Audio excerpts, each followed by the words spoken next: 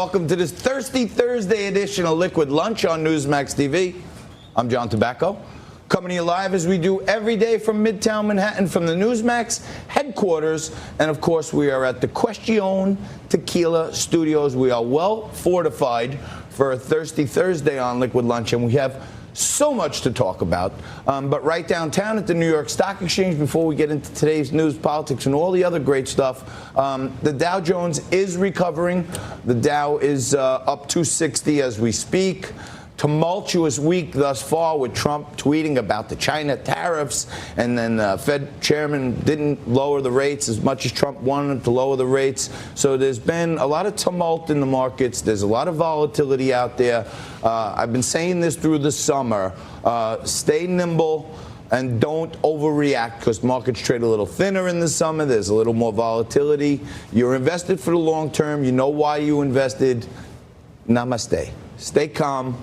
The markets will work themselves out. And of course, cryptocurrency seems to be behaving like a flight to safety asset as Bitcoin continues to travel higher.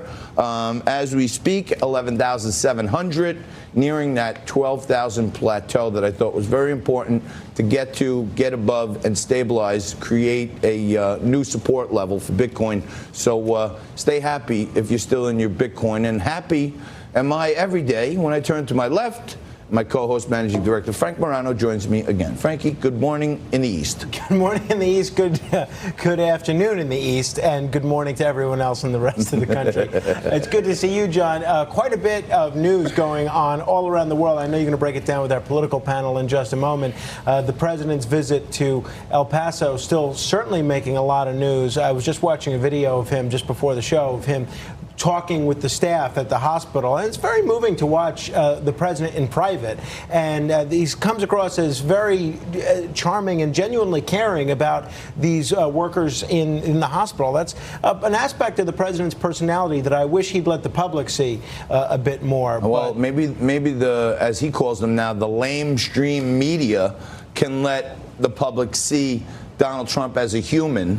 Not as a lying, thieving con man who obstructed justice and all this other crap. And as someone who deports illegal immigrants, one of the subjects I'm speaking frankly about.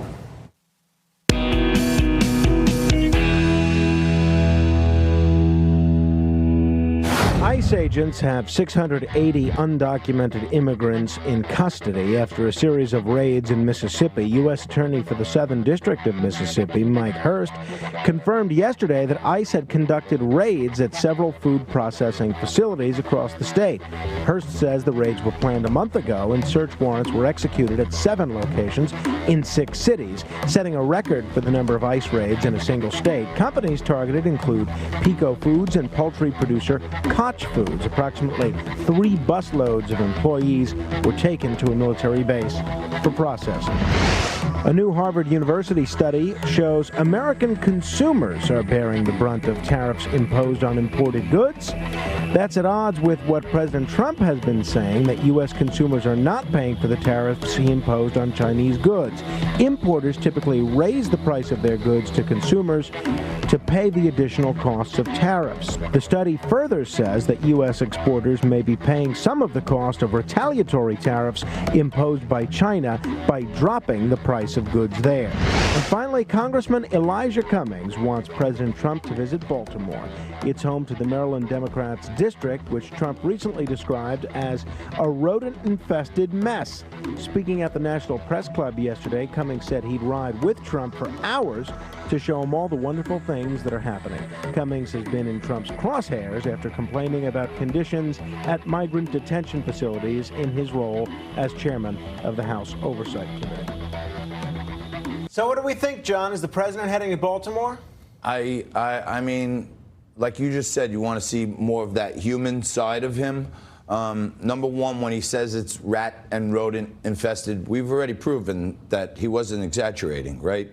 Baltimore is the number 8 rattiest city in America.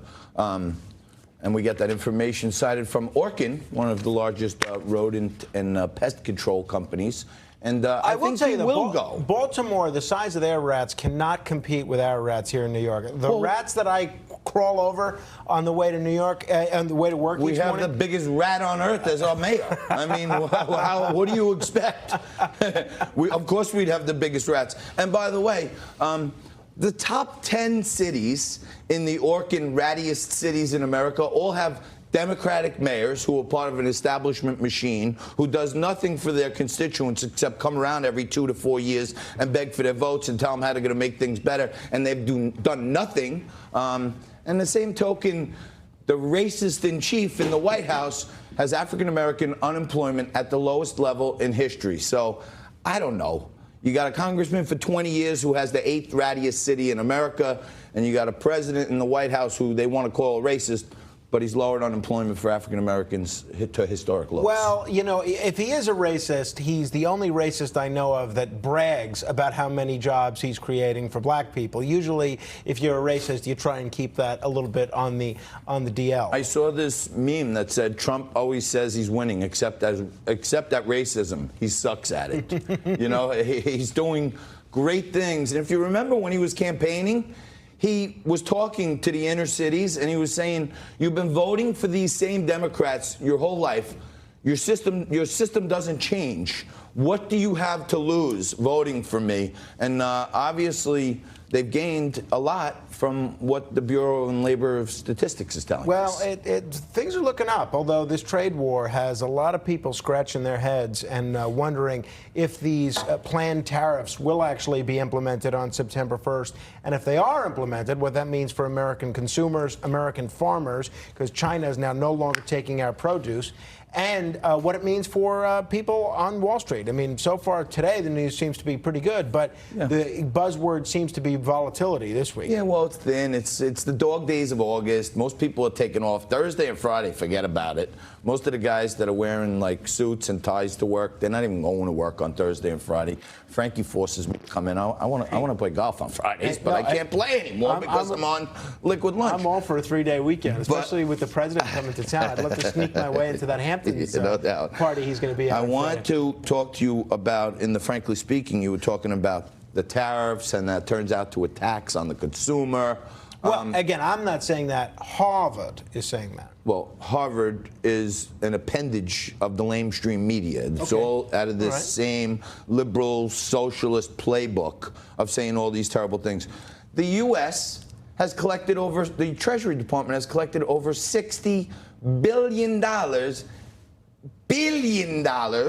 from China just from the first wave of tariffs. And when you break down 300 million Americans and all this other stuff, and you talk about the tariffs that may get passed on from an importer to a wholesaler down to the retailer, I did the math on the show before, but it turns out it may turn into about $1 per month per person in a household. And I think most Americans, most of the purple people out there who are in the middle, who are practical and sensible, will pay $1 or more a month and buy American goods. Well, but you're wrong. I'm not wrong. No, you I'm not wrong. Because if they I buy, thought we had a pact. You could never say I'm wrong. Well, except until in the end, last segment. No, this bears correcting. You can avoid paying anything additional in tariffs if by you buy buying American. Right. So Yes. they're not. It's not as if they're willing to pay $1 more a month to buy American. You buy American, you don't pay anything in tariffs. Nothing. Zero. Nada. You see, that's why I'm the eye candy. Exactly. You know? And he's the brains of the operation. All right. Well, speaking of brains, that's the way it goes. One of the people that would like the president's job is Vermont Senator, former New Yorker, Bernie Sanders. And Bernie Sanders is doing something that I think is laudable, which he's going outside of his left-wing comfort zone and trying to talk to other audiences. He did that town hall on Fox News. I'd love for him to do a town hall on Newsmax TV. Yeah, Bernie. He did a speech at Liberty University, and yesterday he spoke to Joe Rogan on his podcast. Joe Rogan, certainly not considered a mainstream Democratic journalist by any means, and he had something very interesting to say on the subject of UFOs. Take a look at what Senator Sanders told Joe Rogan yesterday. If you got into the office and you found out something about aliens, if you found out something about UFOs, would you let us know? Well, I'll tell you, My wife would demand that I let you know. Is your wife a UFO nut? No, she's not a UFO. No, it says, Bernie, what is going on? Do you have any access to the records? You don't have any access? I don't. Honestly, No? I don't know. Okay. You let us know, though? All right, I'll be on the show. We'll announce it on the show. How's Please. that? All right, Please you got it, do. Joe. So, John, should candidates running take the UFO information pledge? Should these candidates be asked the same question Joe Rogan just asked Senator Sanders? If you're elected, will you disclose all the information about UFOs? We saw the controversy over that Area 51 That's raid. right. And if they want Trump's tax records, I mean, we should also get some kind of attestation that they're going to tell us about the UFOs. Right. I want to see those alien autopsy records. Disclose those alien autopsy and records. that whole Area 51 thing was the big craze. And like I said, until the old man meme came out, Exactly. the old man app came out, and everybody forgot about the raid on Area 51. Speaking of raids, are you at all nervous that any of our staff might be deported now that ICE is actually doing raids? No, I think we've done a pretty solid vetting process. I'm confident that most of our employees, if not all, are here legally. I mean, Jason may be disclosed in Bernie's UFO report, you know what I mean? Because he's an alien. I'm not saying he's an alien from an illegal alien. He's just an alien.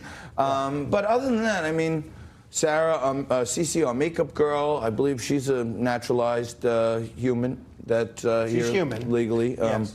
She's definitely human. But Yes. yeah, no, I feel good that our whole team is in good shape. I did like in the Frankly Speaking that ICE finally started those raids. Yeah, 680 and people. If you know there are like 700 illegal immigrants working at a place, then what's the smartest thing to do is go down there and lock them up. Well, and that's like 700 jobs for Americans. Or legal immigrants, either one. Or legal right? immigrants our arms are open for employment opportunities for legal immigrants. Well, my question is, what happens to the employer that's employing 600,000 people, 600 people that are in the country illegally? This employer should be fined stiffly at the very least. I mean, if you punish the employers who are giving these folks jobs, then all of a sudden something will happen. They won't do that anymore. You're right, and the employers should be held much more responsible than the employees because they're just trying to get here and make a living, send money back to their families. The employers are taking advantage of people. They're not giving them the proper working conditions. They probably not all OSHA and safety because they don't care. They're not legal. So the employers got to take some of the blame. We demonstrate our purpleness today as a Democrat and a Republican. Mix it up. We have Rob Taub back with us, Newsmax columnist. And we have also today joining us for the first time, Chapin Faye on the Republican side. Newsmax, Liquid Lunch, back after this.